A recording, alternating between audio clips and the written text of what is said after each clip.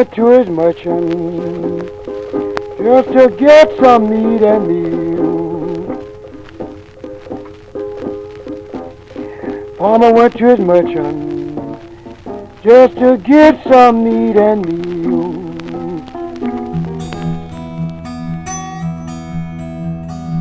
What's happening? What's happening? What's happening, blues people and great folks that are tuning in?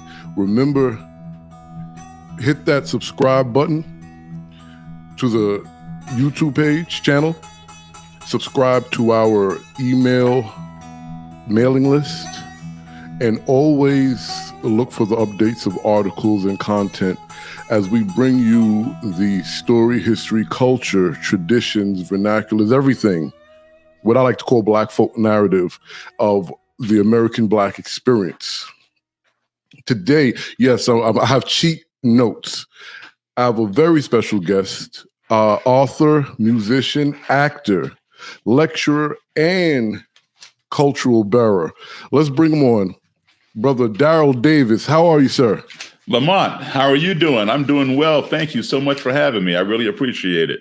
Yeah, the pleasure is truly mine. I mean, so once a year, and correct me if I'm wrong, but once a year I watch The Wire. And I ended up watching it earlier this year, because I usually watch it at the end of the year during vacation time. That's like my little vacation. Uh-huh. But when Brother Michael passed, I got the urge to watch it immediately. And we get, to the season where they're tracing down the track phones, the throwaway phones. And I said, wait a minute. So, I mean, I thought I had my hands in everything. You're doing a lot. I did 2 episodes of The Wire. And But I've never seen the program. I have the series. I've just been so busy, but I got the series and I plan on watching it because I understand, you can't just watch one episode. You have to start at the beginning because it's serial. Yes. So, that's what I want to be able to do. Yeah. On that note, for me, as a storyteller, that is one of the best narrative stories for television I've ever seen. The way that's what I've heard. Yeah, it took me. I wasn't one of the ones who was watching it in real time.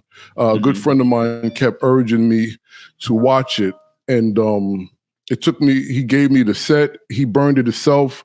It took me a long time, not intentionally, because like yourself, it was just I didn't have the time to watch it. It just so happens one day I was doing absolutely nothing, which is very rare. And when I get those moments, I really jump on it. And it came on HBO. And I was like, wait a minute. I think it was like the second or third season. And I saw just one episode. I said, I have to. So we looked for it and found it. And that was the first time we watched it in its entirety. And it's become a tradition.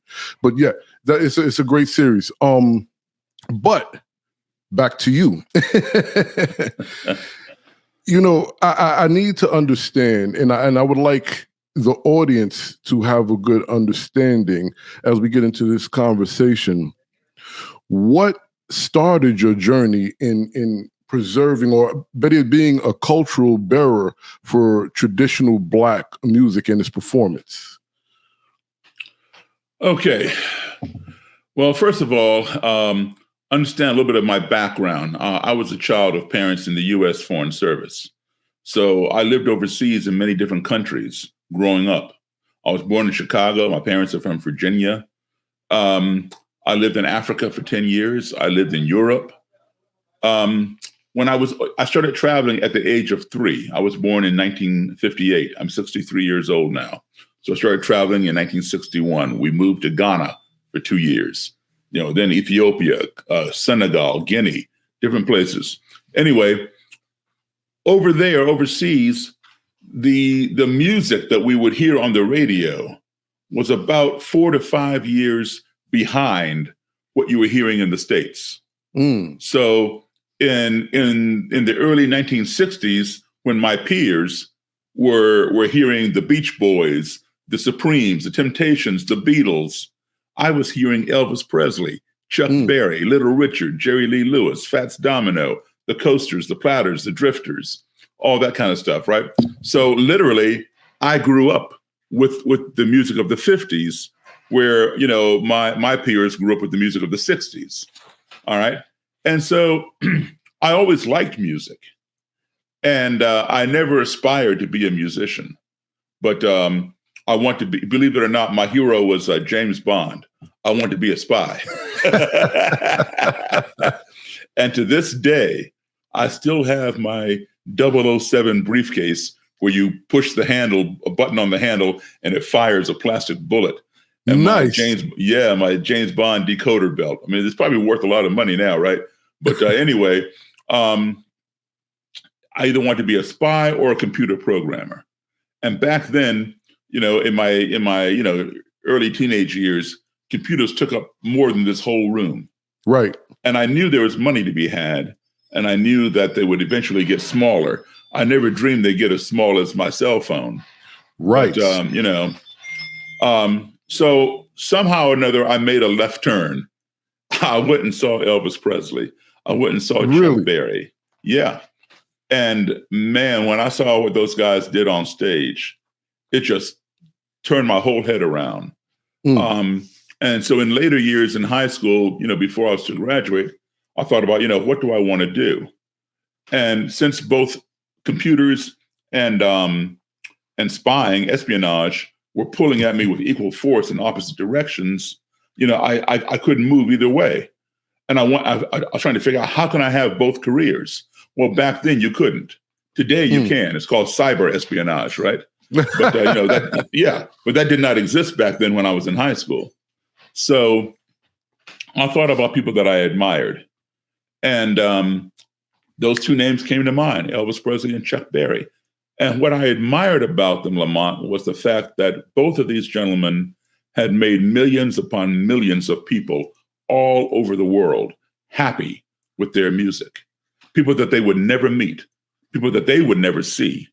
If the fans were lucky enough, they might see Elvis or Chuck in concert or see them on the TV, but they knew their sound. They knew their records from the radio, or they owned the records or whatever. I said, you know, that's really cool. I want to be able to touch people that I don't even know. So I'm going to play music, despite the fact I couldn't play. I had to teach myself, right? And then later I went to Howard University and got my degree in music. But what I realized was that this music came, I mean, yes, you know, these people were innovators and pioneers and things like that. Right. But Elvis got a lot of his stuff from Black musicians, the blues, gospel, and all this. Chuck Berry, who is Black, of course, who was Black, he's passed on now, like Elvis. He also got it from older Black people before him. He listened to big band swing. He listened to country music and blues and boogie woogie. And with that, he created rock and roll. And, you know, in order to play that kind of music, you have to go back and listen to what those people listened to figure out how they got that sound. What were they hearing? Because before Chuck Berry, there was no rock and roll. You know, there was jump blues, there was the blues, there was big band swing and all that, but there was no rock and roll. Right. So what was he hearing? What was Elvis hearing? And that's when I, you know, went backwards and investigated. Found Muddy Waters, Robert Johnson, Meade Lux Lewis, Pete Johnson, Albert Ammons, all these people. And so I began studying that. And a lot of those people, of course, had passed on. But the ones who were alive when they would come to town, I would go see them. I got to become good friends with Muddy Waters. His piano player ended up teaching me how to play piano, Pine Top Perkins. You know, Chuck Berry's piano player, Johnny Johnson, also taught me how to play piano. All of this outside of my college training. Because, you know, they don't teach you boogie woogie in college, you know. Right, so, right. Da, da, da, da, da, da, da, da, you know, and all that, right? So I got it from the people that helped create it. And the sad thing was that these people were undercredited. And you realize when they go, you know, it's just going to be just another passing, and there's going to be nobody to preserve that music. And it's being taken over and, expanded upon, this, that, and the other, but it needs to be preserved and credit needs to be given where credit is due. And that's why I'm so interested today. And also know that, I'm very much into civil rights and bringing people together, especially the races, because of a lot of racial division in our country. I've been doing this now going on 4 decades, 37 years, meeting with white supremacists and all that kind of thing. And turning them on to a lot of education that they didn't have, which has gotten them out of those movements. But one thing about rock and roll, just about every form of American music that was created here in our country, not brought over from Europe or brought over from somewhere else, but created here, has had a Black influence. Black people have created most forms of American music, the blues, jazz, gospel, even country music. Hank Williams Sr., the father of country music, learned to play guitar from a Black blues street guitar player named Rufus T-Tot Payne. And even Hank Jr. sings a song called T-Tot about T-Tot influencing his father and all that. In exchange for sandwiches, Hank Sr. would bring Rufus sandwiches on the sidewalk of Montgomery, Alabama, while he's playing the guitar for quarters and dimes in his guitar case. In exchange for sandwiches, Rufus would teach Hank how to play the guitar. And to me, people like Hank Williams, Patsy Cline, Jimmy Rogers, yes, they're country stars. That's how they're categorized. Right. But to me, they are blues singers because they sing from the heart. They sing from the soul, from the gut.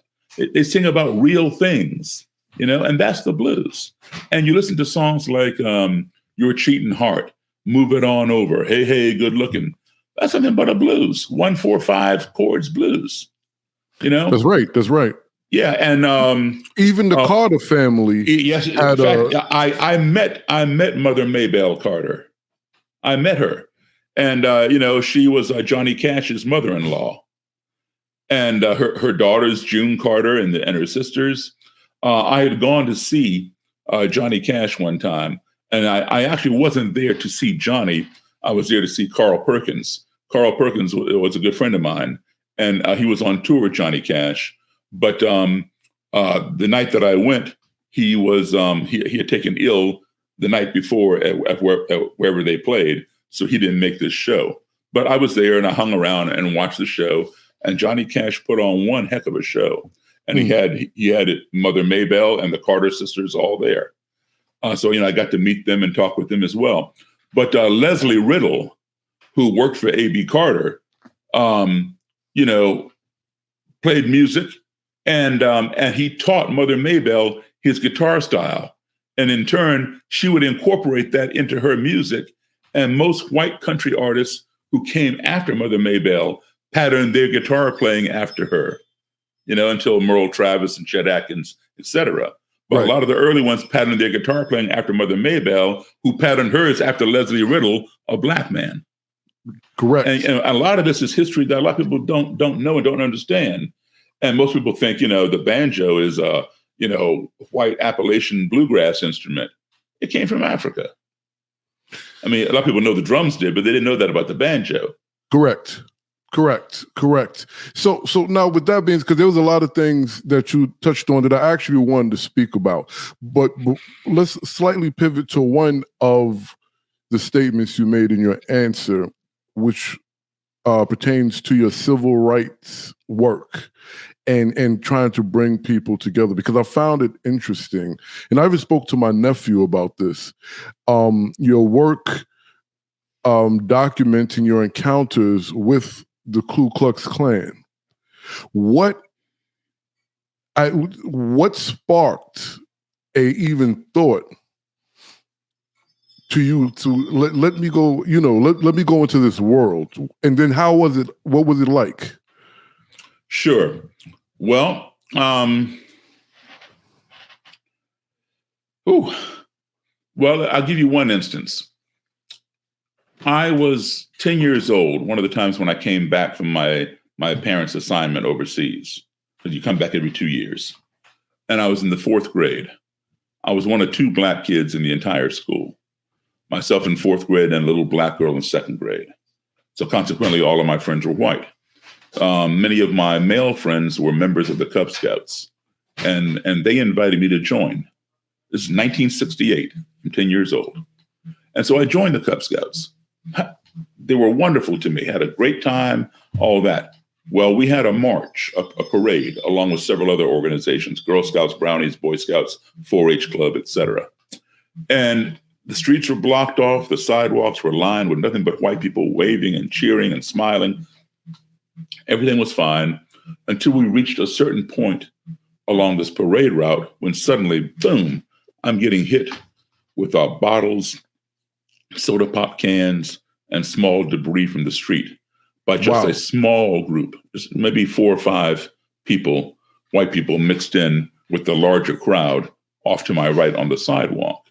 Now, because I had never experienced anything like this before, I thought I had done something to cause them to do this. I hadn't done anything, you know?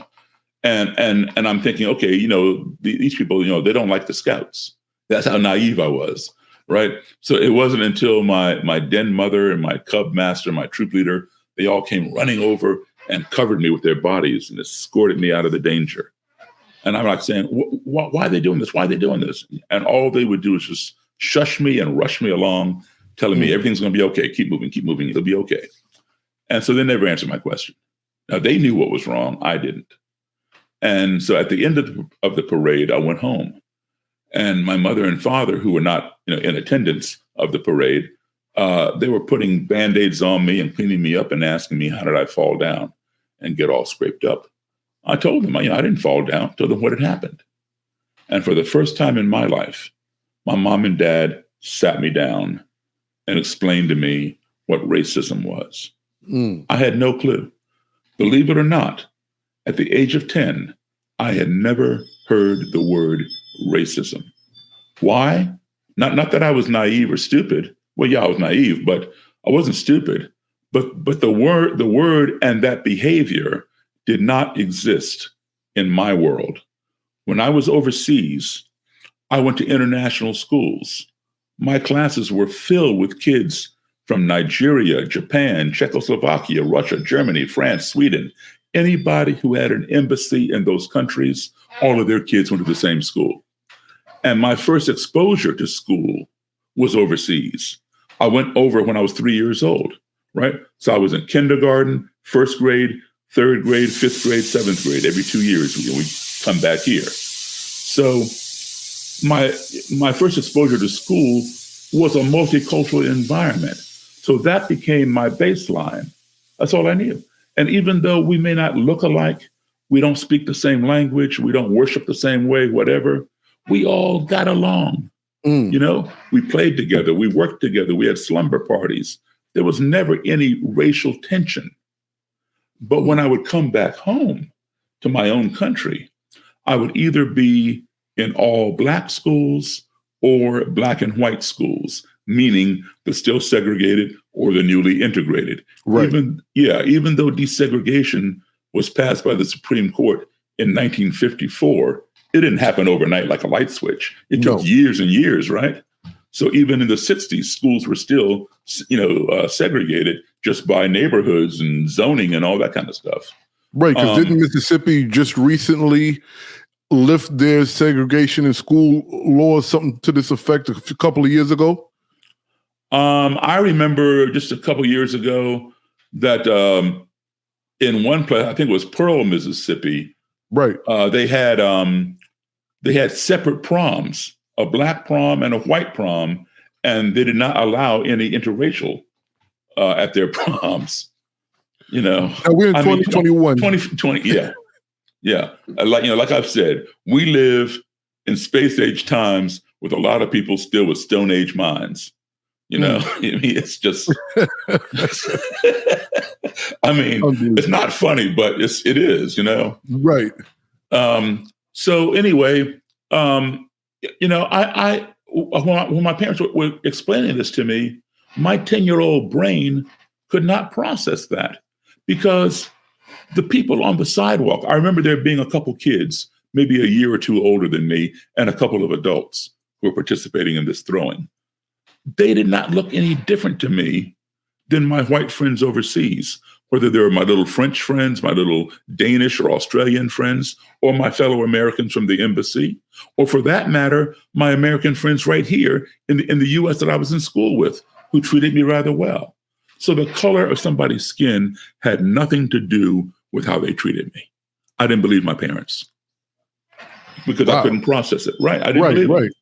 So about a month and a half, 2 months later, that same year, 1968, on April the 4th, Martin Luther King was assassinated. And I remember it very clearly, very clearly. Every major city in this country burned to the ground, all in the name of this new word I had learned a couple months back called racism. And so then I realized, this thing my parents told me about, it is true. It does exist. Wow, But what I didn't know was why. Why are people racist? So I formed a question in my mind at that time, at the age of 10, which was, how can you hate me when you don't even know me? And for the next 53 years, I have been looking for the answer to that question. So who better to go to than somebody who would, because, I would ask people, why are people racist? And, Daryl, well, some people are just like that. That's just the way it is. Well, that answer was not satisfactory. It didn't explain it to me, and I bought tons of books. I bought books on Black supremacy, white supremacy, the Nazis in Germany, the neo-Nazis over here, the Ku Klux Klan. My books all talked about it, but they didn't explain why. So I graduated with a degree in music and in jazz, and in 1980. Well, shortly thereafter, country music made a resurgence in our country. There had been a movie out called Urban Cowboy with John Travolta, this mechanical bull, and all these line dances. So all the clubs that were playing disco and top 40 and whatever else, they switched formats to country. So I'm a full-time musician. So, if you want to work, 6 or 7 nights a week, you play what's happening. Right. And so I joined a country band. And country and blues are the same music, the same 3 chords. All right. Absolutely. And so it was easy for me to play. 1-4-5, right? 1-4-5, tonic, subdominant, and dominant.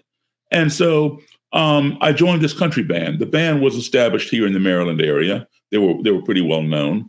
And they played a lot of places. Well, they had a gig at a place called the Silver Dollar Lounge in a town called Frederick, Maryland, about an hour and 20 minutes from Washington, D.C., our nation's capital. Now, the Silver Dollar Lounge was known, it had a reputation. It was known as an all-white lounge. I mean, there were no signs that said whites only or, no colors allowed or whatever, nothing like that. But, the reputation was known. So Black people did not go in there because, if you go somewhere where you're not welcome and alcohol is being served, it's not a good combination, right? Correct. So here I was in the Silver Dollar Lounge. The band had played there before. I never played there, my first time. So after the first set of music, we took a break, and I'm following the band over to the band table, and I feel somebody from behind reach over and put their arm across my shoulder. Now, I don't know anybody in here, right? So I'm, turning around trying to see who's touching me. And it was this white gentleman, I would say 15 to 18 years older than me. He had a big smile on his face, very happy. He's like, man, I sure like your all's music. I said, thank you. And I shook his hand and he pointed at the stage. He says, I've seen this here band before, but I ain't never seen you. Where'd you come from? And I explained to him, well, yeah, the band has played here before, but this is my first time. I just joined the band. Man, I sure like your piano playing. This is the first time I ever heard a Black man play piano like Jerry Lee Lewis.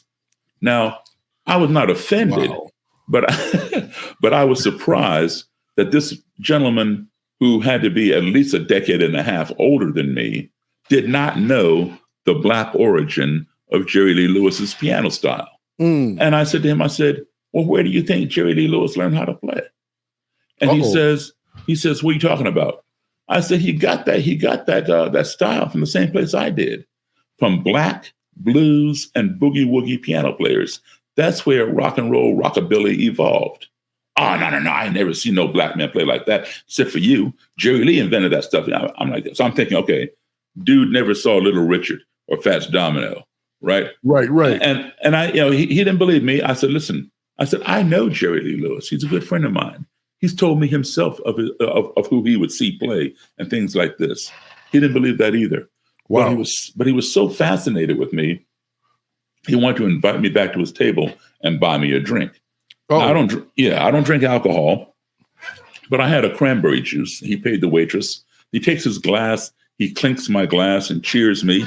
And then he says, this is the first time I ever sat down with a black man and had a drink. Now I'm completely baffled. Like, how can this be? I know that there are black people in Frederick, Maryland. I know this for a fact because I've seen them, right? So how did he miss them all? And at that point in my life, I had literally sat down with thousands of white people or anybody else and had a meal, a beverage, a conversation. How had this never happened to this man? And I said to him, I said, why? And he looked down at the table, didn't answer me. And I asked him again, I said, why?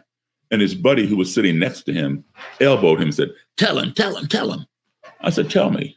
He looked back at me just as plain as day. And he said, I'm a member of the Ku Klux Klan. I burst out laughing at this guy. You did? Yeah. Wow. Because now I didn't believe him. I know a lot about the Klan. Like I said, I have all these books I've been collecting since teenage years, trying to find out this racism thing. And I know from reading my books, they don't just come up and embrace a black guy and want to buy him a drink and hang out. It doesn't work that way. So I think the guy's, pulling my leg. And while I'm laughing, he goes inside his pocket, pulls out his wallet, and hands me his Klan membership card. Wow. Yeah. Intense. I look at this thing. I said, whoa. I recognize the Klan insignia, which is a red circle with a white cross and a red blood drop in the center of the cross. This thing was for real. So I gave it back to him. I stopped laughing, of course. Right. And we talked about the Klan and some other things, but he gave me his phone number and wanted me to call him anytime I was to return to this bar because he wanted to bring his friends, Klansmen and Klanswomen, to see, as he put it, the black guy who plays like Jerry Lee. Now, I'm not sure he called me a black guy to his friends, but, Right. And so I would call him every 6 weeks because, we would play there on a Friday and Saturday on the weekend, every 6 weeks in rotation with other bands. I'm sorry. Yeah. Don't forget this story because I want to hear the rest of it. Okay. I just have to ask you this question. At no point did you feel you were in danger to call him and have them meet you there? No, not at all. I mean, this guy was just super friendly and just fascinated by this new thing he had learned. It was a novelty for him. Right. But I can tell you something, though, and I do know this for a fact, because I've been there and done it and seen it. If I had come in there by myself, not as a musician to perform and all that kind of stuff, just come in there and dance, because they have a dance floor, there would have been a fight. Gotcha. I would have had to fight my way out of there. Okay, because in their mind, the only reason I'm there is to pick up white women. Right. Okay. So anyway, I call him, and he'd come out, and he'd bring Klansmen and Klanswomen to the gig. They came in regular street clothes, not their right. Yeah, and they would gather around the bandstand and watch me play with the band, and then they get out on the dance floor and dance. And on the breaks, I'd make my way over to his table, say hello. And some of them would hang there. They were curious about me. They wanted to talk to me and meet me. Others would stand up and go across the room when they saw me coming. So it's like, we don't want to talk to you. We don't want to see you. Touch you. We just want to look at you. And that was cool. And so, that went on until the end of that year. And then a long time, I quit the band at the end of that year. So I lost contact with the guy. I had no reason to go hang out with the Klan, right? And so a long time later, it dawned on me, Daryl, you blew it. The answer to your question that's been plaguing you since the age of 10, how can you hate me when you don't even know me? It fell right into your lap. Because who better to ask that question of than someone who would go so far as to join an organization that practices hating people who don't look like them, who don't believe as they believe. Get back in contact with that guy and write a book about it. Because at that point, and still today, no book has been written on the Ku Klux Klan by a Black author except for me, from the perspective of interviewing these people face to face. Correct. There have been 2 books written by Black authors, one in the 1930s and one from the 1940s, but each one detailed how he escaped a lynching, but not from the perspective of interviewing your prospective lynchers. Right. That's what I want to do. So, long story short, I got back in contact with the guy. In fact, you'll get a kick out of this. I found his number, and because I hadn't talked to him in a long time, and I called the number. It had been disconnected, so I had to track him down. And it turned out he had moved. He didn't have a phone, but he had an address. So there was no way for me to call him and say, "Hey, I want to come over and talk to you," or whatever. So I just showed up at his apartment. Yeah, and I knock on the door, and and he opens the door. It was 7:30 one evening. He opens the door. He goes, "Daryl, what are you doing here?" And he steps out into the hallway and looks up and down the hallway to see if I brought anybody with me. Well, when he stepped out of his apartment, I stepped in. So he turns around. He comes back in. He goes, "What's going on, man? Are you still playing? What's going on?" I say, yeah, I'm still playing. But listen, I need to talk to you about the Klan. Well, he said he had quit the Klan. Wow. Turns out he got kicked out of the Klan. But yeah, that's another story. But anyway, I told him what I want to do. And I asked him if he would connect me with the Klan leader. Daryl, I can't do that, man. We get in trouble. And I said, well, you're already out of the Klan. Yeah, but I'll still get in trouble if I bring a Black guy to the leader, right? And a state leader is known as a Grand Dragon. A national leader is known as an Imperial Wizard. So, I want to meet the state leader from Maryland. And he didn't want to do it because he was afraid he was going to get in trouble. So I had to beg and plead with him. What trouble in what sense, if you don't mind? That I would get hurt.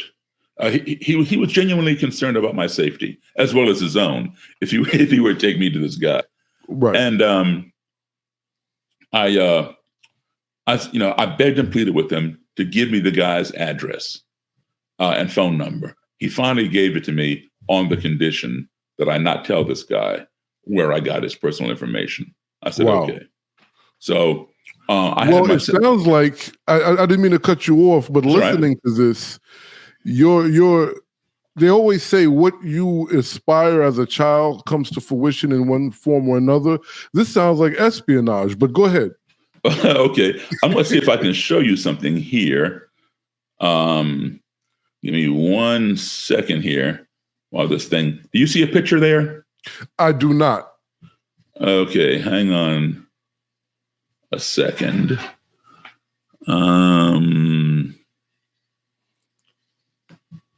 Let's see. You still see me, right? Yes. Okay. I'm going to see if I can get. Where are the settings? Is this no, this is not Zoom, is it? No. Okay. Well, I'll send you some pictures. Okay. That you can incorporate. But anyway, I had my secretary call this Grand Dragon. His name was Roger Kelly. And now my secretary is white. And I only mention it, not that I care, because I didn't want to call the guy. I figured, the guy told me, the first Klansman, Daryl, do not fool with Roger Kelly. He will kill you. I mean, he was that concerned about my, safety. And so I figured, well, if the guy, hates Black people that much, I better let her call him, because if I call him, he might pick up in my voice that I'm Black and say, I'm not talking to you, click. And my whole project would have ended. But I knew that if a white woman calls, he will know she's white. And he will not automatically assume that this white woman on the other end of the phone is working for a Black man, especially a Black man who's writing a book on the Klan, because they don't exist. So that would up my chances of him agreeing to do an interview. And because I told her, do not tell him I'm Black. If he asks, don't lie to him, but don't give him reason to ask. And then that way, when he sees me, he can decide right then and there if he wants to continue or go away or fight or whatever he wants to do. So she understood. So anyway, she called him, and he agreed to do the interview. And we got together. He came with an armed bodyguard. Wow. And we met in a motel room. And, everything was, when he first walked, when they first walked in, they were like shaken because there's a black guy sitting there, right? And then, we sat down. Did you have any security with you? No. But we had one little tense moment. But it's a very important thing that I think everybody needs to hear and understand. We're in this motel room, and the Grand Dragon is sitting across this little table from me. It was like a little lamp table, not even as big as a coffee table, just a little lamp table. I took the lamp off and put a chair on one side for him, a chair on this side for me. And the bodyguard was standing at attention to his right. And I had a black canvas bag beside me at the foot of my chair.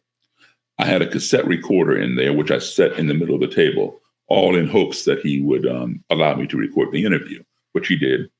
And I also had a blank cassettes, and I had a copy of the Bible in there because the Klan believes that they consider themselves to be a Christian organization. Correct. So they believe that the Bible preaches racial separation. Now, I've never seen that in there. So I want to be able to, reach down, pull up my Bible and say, here, Mr. Kelly, please show me chapter and verse where it says blacks and whites must be separate. So I'm all prepared. Now, the bodyguard, he came in wearing military camouflage, that red circle, white cross, blood drop thing patch right here. And then over here were the letters KKK. And embroidered on his cap, it said Knights of the Ku Klux Klan. And on his hip, he had a semi-automatic handgun. So he's standing at attention to Mr. Kelly's right. And every time my cassette would run out of tape, I'd reach down to get a fresh cassette, or Mr. Kelly would say, Mr. Davis, the Bible says, I'd reach down and get the Bible. Every time I reach down, the bodyguard reach up, put his hand on the butt of his gun. And I mean, I was okay with that because that's his job. He doesn't know me. He doesn't know what's in his bag, what's in my bag. His job is to protect his boss. So I got that, and so after a little while, after several times, he realized, there's no threat there. And he relaxed. I went in and out of the bag. A little over an hour into this conversation, Mr. Kelly and I just talking like you and I are right now. And out of nowhere, this strange, very short, very fast noise happened. It went, just like that. That was it.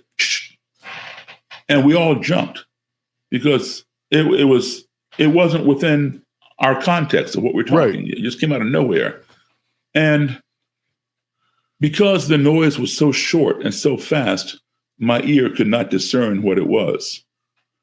And I perceived it to be an ominous, threatening noise, like I'm in trouble.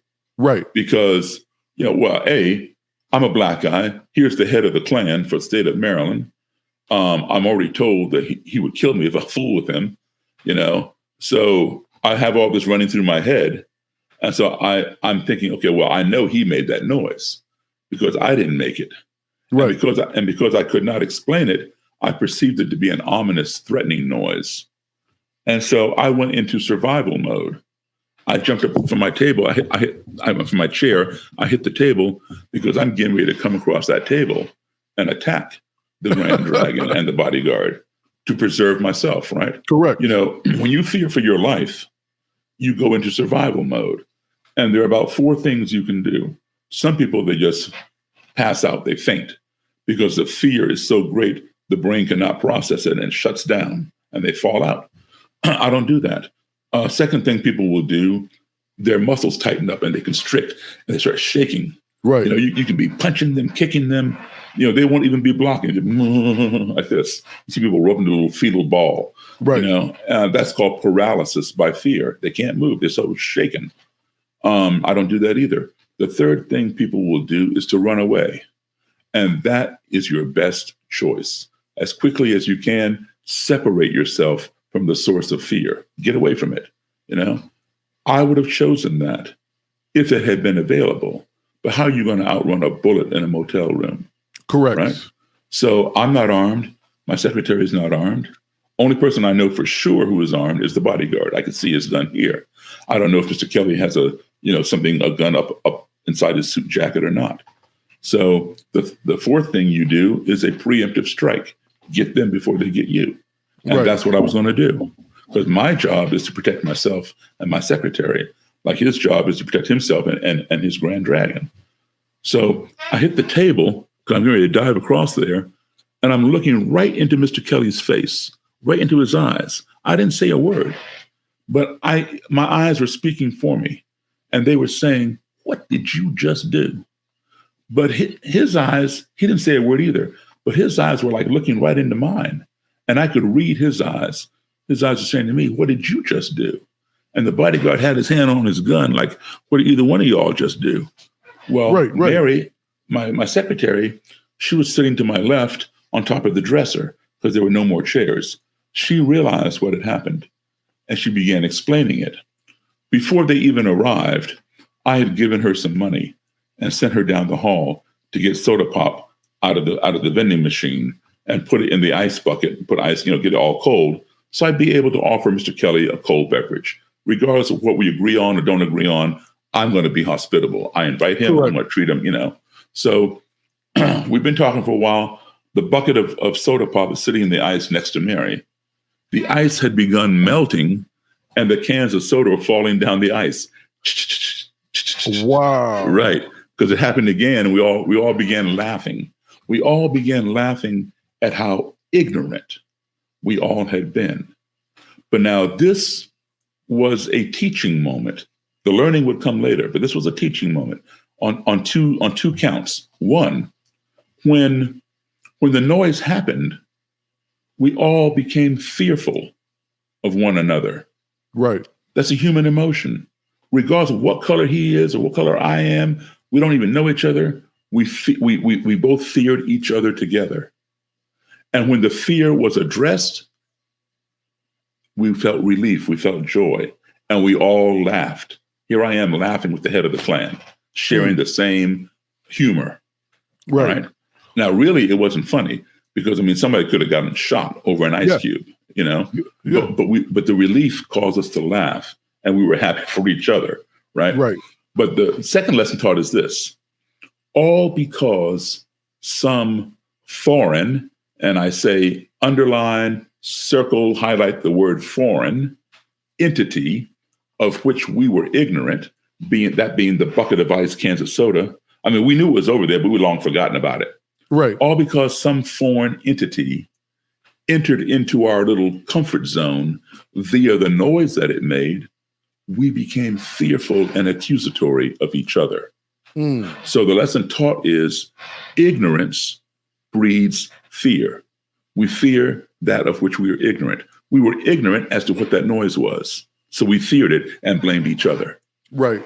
If you do not address that fear and keep it in check, that fear in turn will escalate into hatred because we hate the things that we fear, that frighten us.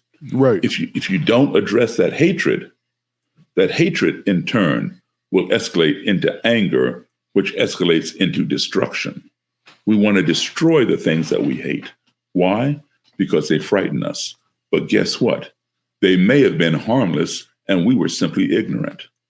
So fortunately, we saw that whole chain unravel. It stopped just short of the last component, destruction. Right. The bodyguard, shot somebody, or had I pounced across the table and hurt one of them. Right. But you did see exactly what I'm talking about 4 years ago on August 12th, 2017 in Charlottesville, Virginia, at that large white supremacist rally. Right. Right. On that day, there was a lot of ignorance in Charlottesville.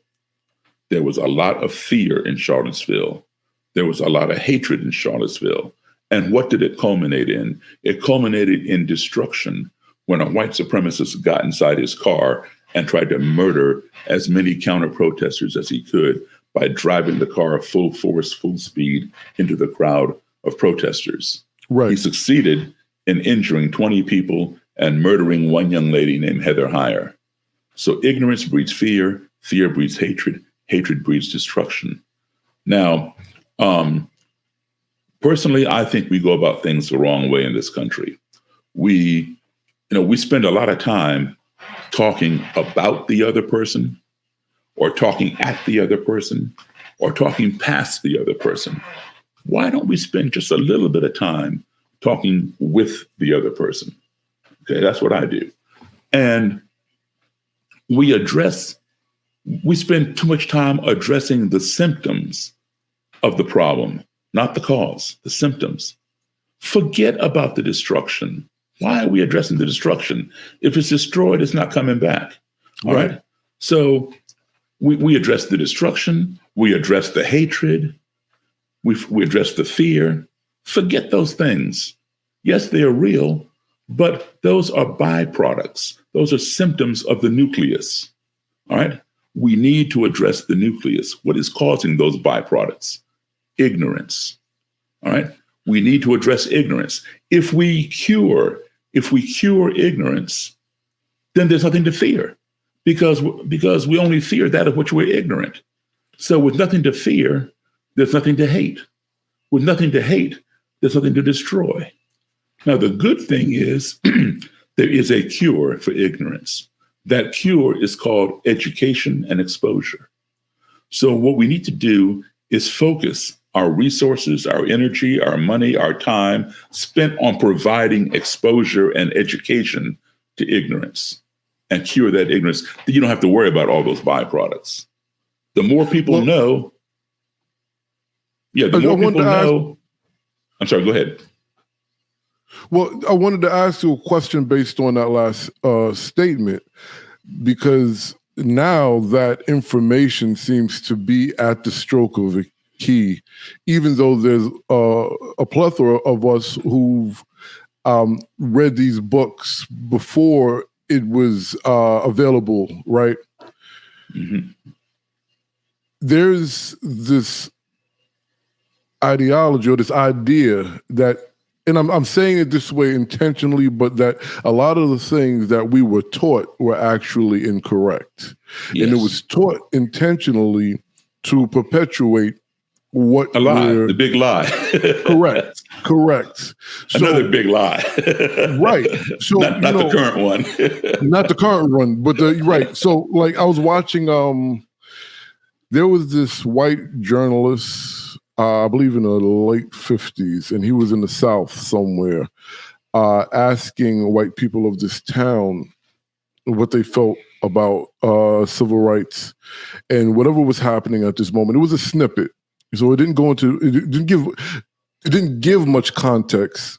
However, the answers gave me context to what actually what was happening. Mm-hmm. And based on the answers of the white interviewees, it was a fear of the loss of power. And when I say power, I'm not talking power as this big comic book villain. Right. But the grasp on the governance, the grasp on resources, the hold on the job market. Yeah. These were predominantly their issue. They're free. They can work just as hard as we do. Yeah. But work over there. Mm-hmm. Well, let me address that for you, because I know all about that. And this is something that the media does not talk a whole lot about. I knew about this back in 1974 when I was 15. I met the head of the American Nazi Party. And that's a whole different story. But he told me about this. The founder of the American Nazi Party was a guy named George Lincoln Rockwell, and he was murdered by one of his own Nazis. He used to get into it with Dr. King all the time. But when he was murdered, his right-hand guy took over. His name was Matt Cole, Koehl. I met Matt Cole. But anyway, when we, I'm not sure how old you are, but I'm 63. But I'm 46. Okay, it doesn't matter. When we were kids, the Black population in this country was 12%. Right? Native Americans, 1%. Hispanic people, right around 2%. Asians, right around 3%. Whites were like 88, 87, 88%. All right. When today, Black people remain at 12%, 12.9, almost 13%. All right. Native Americans remain at 1%. Asians have almost doubled. They're at 5.9%, almost 6%. All right. Hispanics have more than doubled, more than tripled. They're at 17 point something percent. So if you take just 12% Black, 17% Hispanic, that right there is 29% non-white. This is happening. Okay. The 2020 census last year, the census is taken every 10 years. And if you want to check it for yourself, you can go to uscensus.gov and look at each decade, what's happening. All right. Last year, the population of white people in this country, according to the US Census, is 59%. 59%. It is well predicted in the year 2042, which is 2 decades from now, 21 years from now, it will be like this for the first time in our history. Okay. It will be 50% white, 50% non-white. And between 2045 and 2050, this is going to happen. Whites will become the minority for the first time. When you made a point, which is 100% correct. When you have sat on the throne of power for 402 years, and that's how long I've been here as a descendant of slaves. All right. When you have sat on the throne of power for 402 years, you don't want to get off. You don't know anything but power. You don't want to give that up. You don't want to abdicate the throne. Look, we got this last president who only sat on the throne for 4 years, and he still thinks he's there. He doesn't want to get off. Right. So these people are just, beside themselves. They feel that their power is being taken away and their identity is being erased. You know the term white ironic. Flight. Yeah. You know the term white flight? Yes. White flight barely exists anymore in this country. The color of the American landscape has changed so much that anywhere you go now, there's already somebody there who does not look like you. Okay. And I deal with Klan people, neo-Nazis, alt-right, Proud Boys, you name them. I know them. And what they tell me, the ones who talk to me, Daryl, I don't want my grandkids to be brown.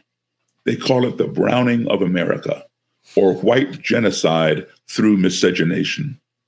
So, so that's why they're so gung-ho about integration, immigration, but see, when they say immigration, it's a code word. It is. They're not talking about people coming here from Canada or the UK or Eastern Europe, because if their grandkids were to marry those people, or their kids were to marry those people, their grandkids would be white. They're Correct. Concerned about people coming from South America, Mexico, West Africa. And what did Donald Trump say? Why are all these people immigrating here from shithole countries? Why can't we have more people from Norway? I've been to Norway. I didn't see too many people over there that look like me. So what's implied there? And when you see the Capitol insurrection, you see somebody walking through the Capitol rotunda with a Confederate battle flag and somebody else wearing a Camp Auschwitz T-shirt. Right. You don't have to ask them what do they want. You know what they want. They want that power. They want to go back to when they had that power. Yeah. It's quite ironic. I'm trying to remember this guy's name. He was a Virginia colonizer, and he was journaling the experience of the colony as they sent him into the tribe, the Indian tribe of Virginia at this particular place to kind of case it out, meet the people, and do what he did. And in his journal, he documented that these people were mahogany, cinnamon colored. That's you and I. And, he made a statement about the men, how great they looked and how they moved and all this. And then he made a statement about the women, how what is that term that they always use? Exotic. Yeah. These women are, right? And in his journal, he clearly said that they were dark brown. This is an Indian tribe. They weren't African. They were Native American. Yeah. However, the point I want to bring up is the irony of your statement. He said within 3 generations, we can bleed out their mahogany color and then take control of this area as well. So you say that their biggest concern is that happening to them. Could it be reflective of why they were trying to send those that broke out of the prisoner of war era of America, and they was trying to send them to Liberia because they was afraid what they did was going to happen to them? Is that similar to what they were telling you? It's a possibility. It's a good possibility. They see themselves being erased, and in their mind, they've been brainwashed to believe this country was founded by white men. The Constitution was created and signed by white men. This country was built by white men. Forget the backs of slaves. That's their history, and that's what they want to maintain, and that's what they push. So whatever it takes to support that is what they're going to do. Now, the white population of this country, the majority of them say, I don't have a problem with that. That's evolution. This is what happens. No big deal. But there is a large percentage of the population that does have trouble with this 2042 thing happening. And this is what they're trying to stop. All right. Which is why they're trying to prevent people from coming into this country, all kinds of crazy stuff.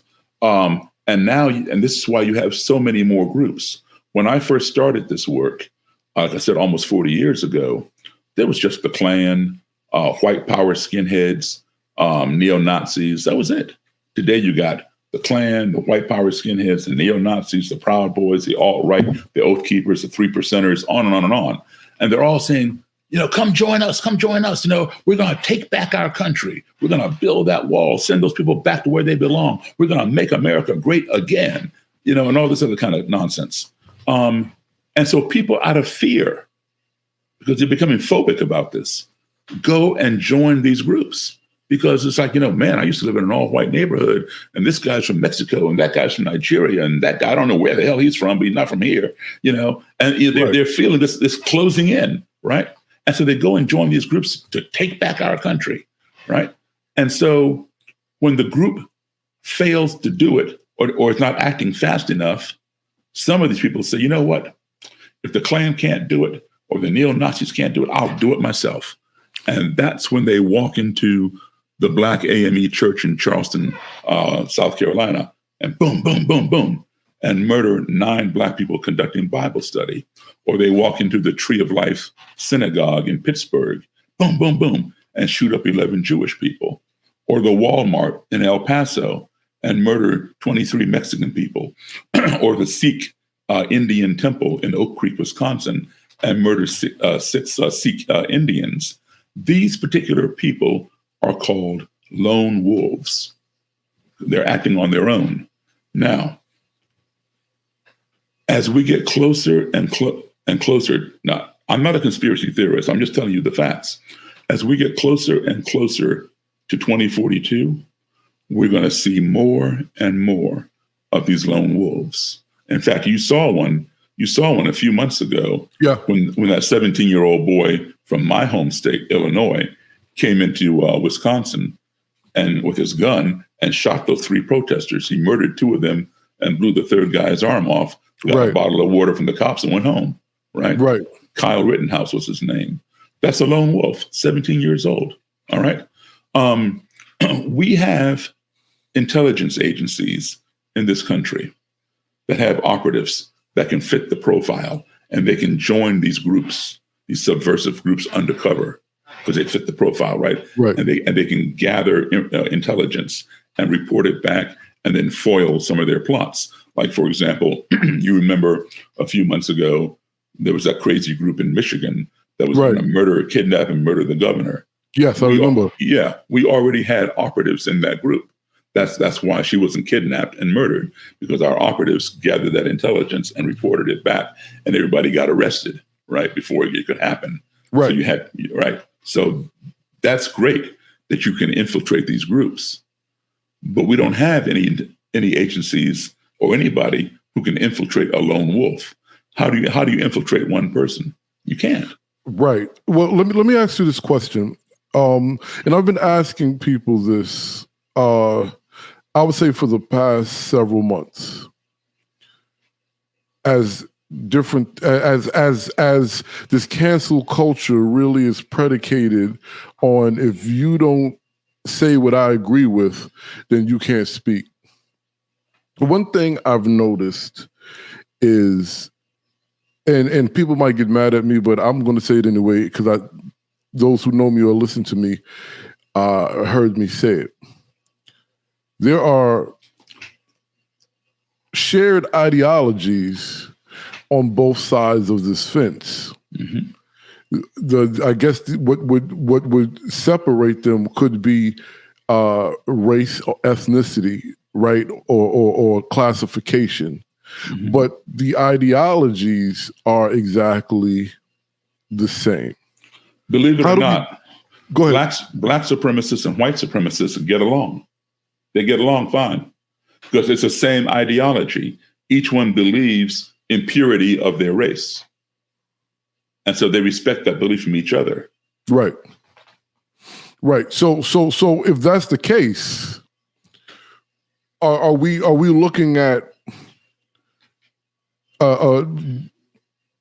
separate but equal is what they're both yelling, and then the rest of everyone else is like, well, we can all coexist or intermingle and have the same peace? What is the end result here? I guess is what I'm asking. Okay, you have what are called white supremacists, and you have what are called white separatists. Okay, both of them are racists. You know, they fall under the umbrella of racism. All right. Right. What has happened is this: back in the day, the main term was white supremacist. You know, I am superior, you are inferior. That's what makes me supreme. And as that movement grew, the Klan, which became the largest racist group in our history, at one time they had 4 million members in this country. Wow! All right, so that was the term. But as the membership grew, so did violence, and violence just went berserk, right? And so in 1871, which was 6 years after the Civil War, Congress, the violence had just gone so far, Congress got involved, and they passed what was called the Ku Klux Klan Acts of 1871, and that ran the Klan, suppressed it, ran it underground.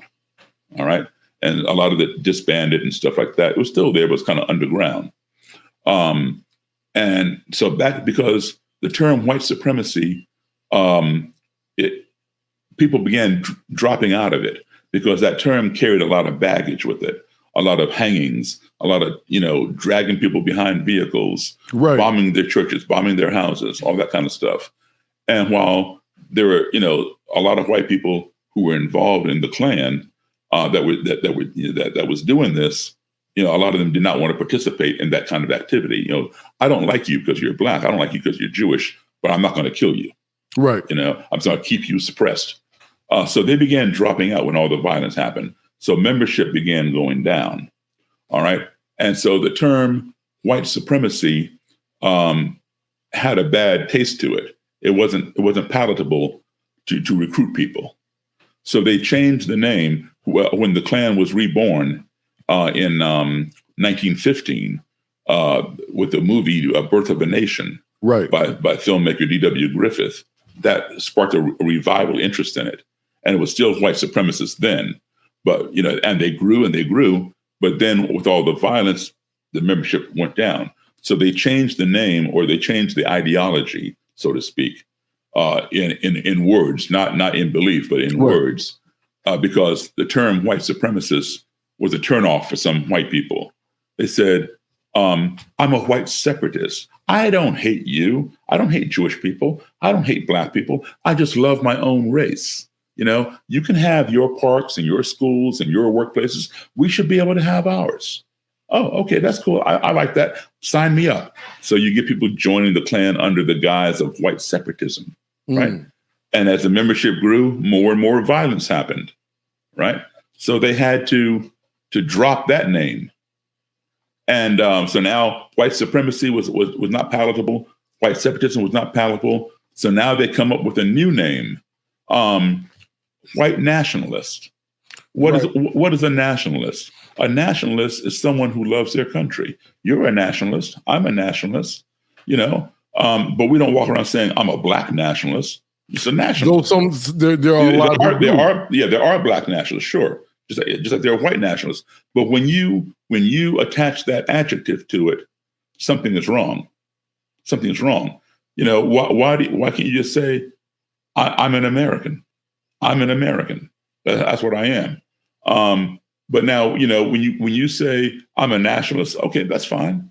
But when you tell me you're a white nationalist, there's an issue there. Or if you say you're a Black nationalist, there's an issue there. Why can't we both love our nation together, right?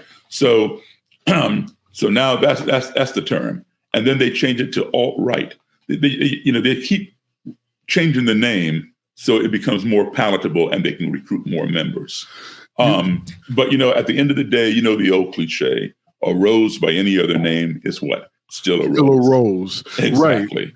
And it's just ironic how you explain this, because this seems to be the same okie doke that has happened to us, because it goes from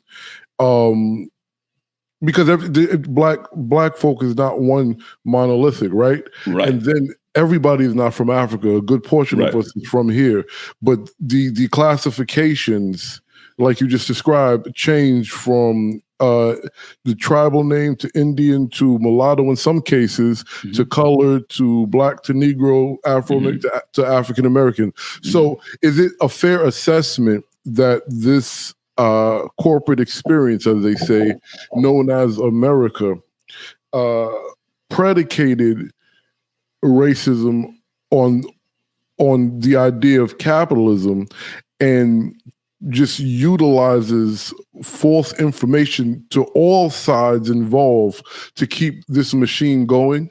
Absolutely. And and we have to take some responsibility for that as well. We keep changing what we want to be called every 20 or so years. And it confuses people.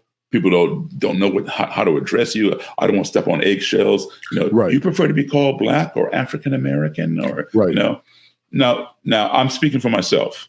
A lot of people think, Black people, they all think alike, they all speak alike. No, we don't. Like you said, we're not monolithic. No more so than any white person is. Just like the Klan does not speak for all Christians, right? This is just Daryl Davis talking.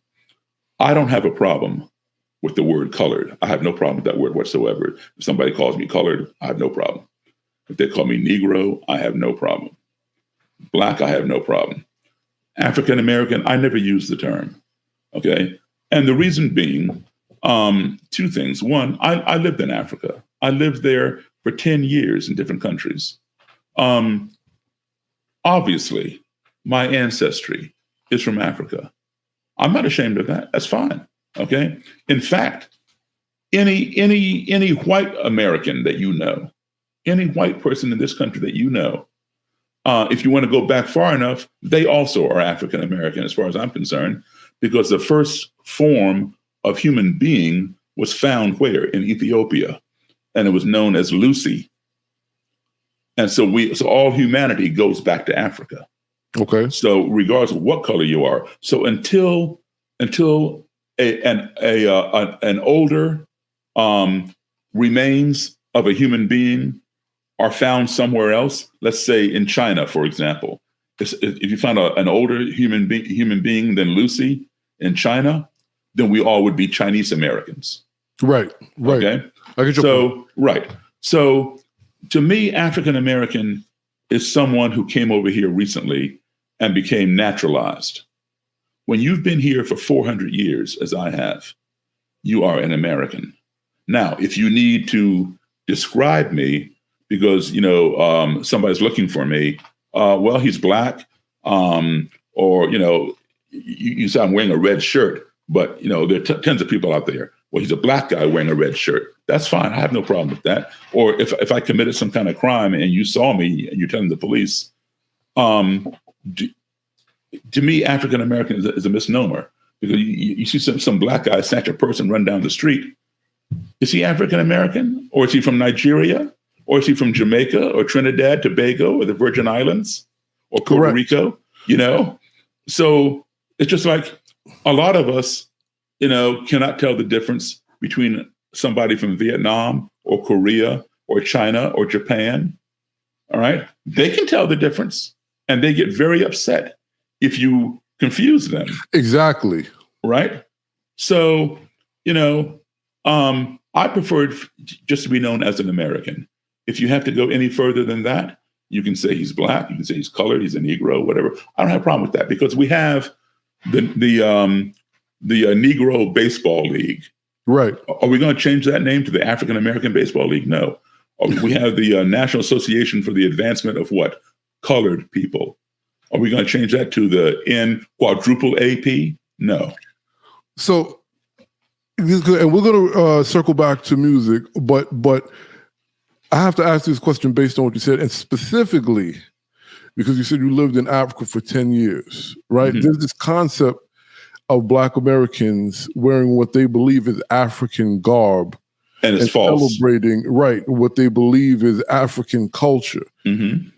Is it actually of Africa? Do you think there's this identity crisis amongst our people trying to connect to something? Yes. Okay. And see, unfortunately, a lot of us don't know our own history, which is why education is so important for everybody. Okay. Our identities and culture and history was stripped away from us when we came to this country forcibly, right? Like, what is my name? My name is Davis. All right. Davis is a Welsh name, comes from Wales. I've played in Wales several times. And believe it or not, the name Davis is as common over in Wales as the name Smith or Jones is here. Okay. Because I knew the name Davis was Welsh. And so I'm standing on stage and I said to my audience, anybody out there named Davis? Half the place, yeah. I say, hey, cuz, what's up? But seriously, it's a very popular name over there. Do I know what my name was when I came here through my ancestors? No. Can I go? I've been to Gorée Island. I lived in Senegal. Gorée Island is in Senegal. I've been there. I've seen those holding cells where the slaves came from. I've stood there. All right. Can I go to Senegal or anywhere there in West Africa and find my third, fourth, fifth generation cousins named Davis? No. They're there, but they're not Davis. Right. What name do I look for? I don't know. But if my name was McDonald or O'Brien, I can go to Ireland and find them immediately. Right. Okay. So we had our stuff taken from us. And that's why we're longing to have something that we can claim as our own, even if it's false. Like believe it or not, unfortunately, a lot of Black people don't realize that Kwanzaa is not African. It was created right here in California. Right. Correct. Right. But they don't realize that. When I was going to Howard, I went to get my hair cut across the street at this beauty salon. Now, why did I go to a beauty salon instead of a barber? Because there was this hot-looking hairdresser in there that I wanted to talk to. So I went in there. So, you do men's hair? Oh yeah, come on in. So I'm sitting there, and she's doing my hair and stuff. And she says, where are you from? And I said, what do you mean, now or where was I born? She goes, well, both. And I said, well, I live in Potomac, but I'm going to Howard University. I live on campus. I was born in Chicago. And she says, I'm trying to figure out, your accent. And I said, well, I've lived a lot of different places around the world. And I said, I lived in Africa for a number of years, and I've been in Europe and blah, blah, blah. And then we were talking some more. And then I said something about when I was in Ethiopia, blah, blah, blah. She goes, you've been to Africa and Ethiopia too? Yeah. I said, okay, I'm not going to ask her out for a date.